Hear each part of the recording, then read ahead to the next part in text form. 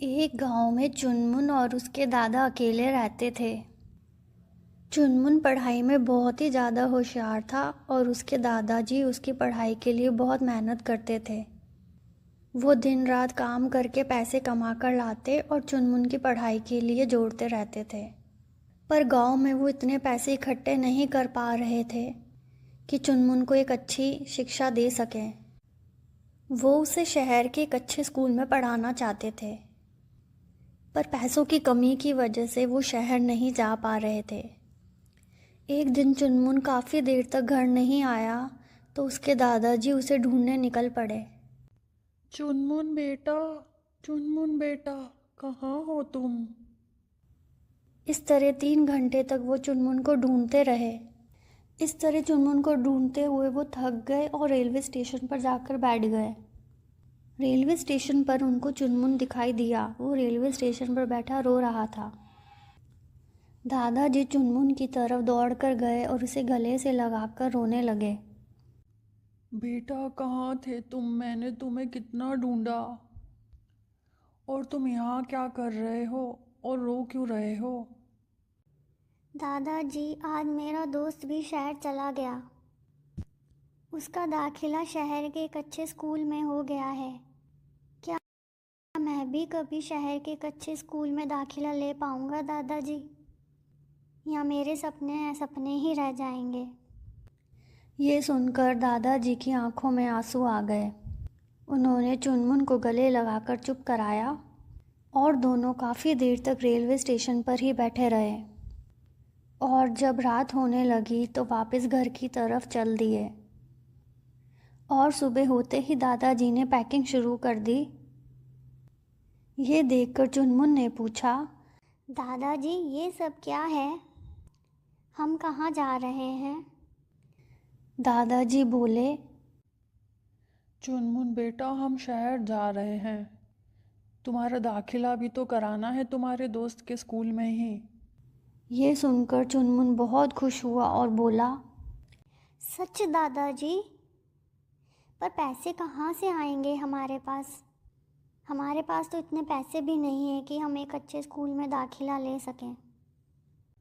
चुनमुन, तुम उसकी चिंता मत करो, वो सब मैंने सोच लिया है। तुम बस अपनी पैकिंग शुरू कर दो। चुनमुन अपनी पैकिंग शुरू कर देता है और अगले सुबह ही दोनों शहर पहुंच जाते हैं। वहां जाते ही दादाजी अपना फास्ट फूड का ठेला खोलने की तैयारी शुरू कर देते हैं। वो सारा खाना बना लेते हैं और चुनमुन को भी स्कूल के लिए तैयार कर देते हैं। चुनमुन दादाजी से पूछता है, दादाजी, आप ये ठेला कहाँ लगाएंगे? बस चुनमुन, तुम देखते जाओ। अब हमारी सारी परेशानियां ख़त्म हो जाएंगी बेटा।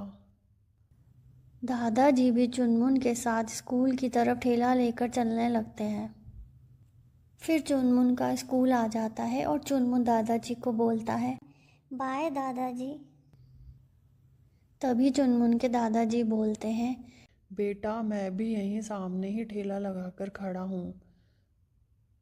हम घर पर भी साथ ही चलेंगे। ये सुनकर चुनमुन बहुत खुश होता है और बोलता है, वाह दादाजी, क्या बात है! अब तो मैं आपके ठेले से ही लंच खाऊंगा। आप खाना बहुत ही स्वाद बनाते हैं। स्कूल के सारे ही बच्चे दादाजी के ठेले पर लंच करने आते हैं। इस तरह दादाजी के ठेले पर बहुत कमाई होने लगती है और वो एक दो और आइटम खाने की अपने ठेले में रख लेते हैं। दादाजी की काफ़ी कमाई होने लगी थी। ये देखकर पास ही में कल्लू नामक एक युवक ने भी अपना ठेला लगाना शुरू कर दिया। लेकिन उसके ठेले पर इतनी भीड़ नहीं होती थी क्योंकि कल्लू का खाना स्वादिष्ट नहीं था। वो सस्ती सस्ती चीज़ों से खाना बनाता था और क्वालिटी का भी बिल्कुल ध्यान नहीं रखता था। कल्लू अपने ठेले पर बासी चीज़ें गर्म करके बेचता था, जिससे उसके ठेले पर भीड़ ज़्यादा नहीं होती थी। लेकिन दादाजी एकदम फ्रेश खाना बनाते थे, जिससे उनके खाने का स्वाद बहुत ही ज़्यादा अच्छा होता था और उनके ठेले पर बहुत ज़्यादा भीड़ रहती थी। ये बात कल्लू को बिल्कुल भी पसंद नहीं आई और उसने दादाजी का ठेला हटाने का एक उपाय सोचा। एक दिन जब दादाजी थोड़ी देर के लिए चुनमुन से मिलने गए तो उसने पीछे से खाने में जमाल गोटा मिला दिया और जैसे ही बच्चे लंच टाइम में दादाजी के ठेले पर खाना खाने आते हैं तो उनकी तबीयत ख़राब हो जाती है।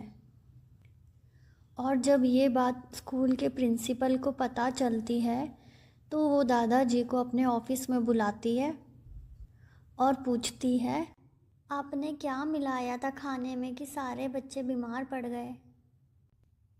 जी कुछ नहीं मिलाया था मैंने सिवाय प्यार के।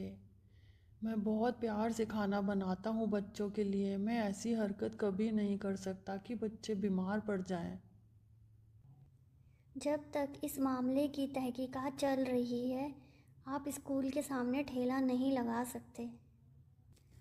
चुनमुन ने ये सारी बातें सुन ली थी और वो दादाजी के गले लगकर रोने लगता है। दादाजी चुनमुन को चुप कराते हैं और घर चले जाते हैं। चुनमुन क्लास में चुपचाप बैठा होता है कि तभी उसका दोस्त आता है और पूछता है, अरे क्या बात है चुनमुन, आज तो बहुत उदास लग रहा है। चुनमुन अपने दोस्त को सारी बात बताता है। चुनमुन का दोस्त कहता है कि चुनमुन, जब मैं क्लास में आ रहा था तो वो जो कल्लू भैया हैं ना, जिन्होंने अभी अपना नया ठेला खोला है, मैंने उनको तेरे दादाजी के ठेले पर खड़े हुए देखा था।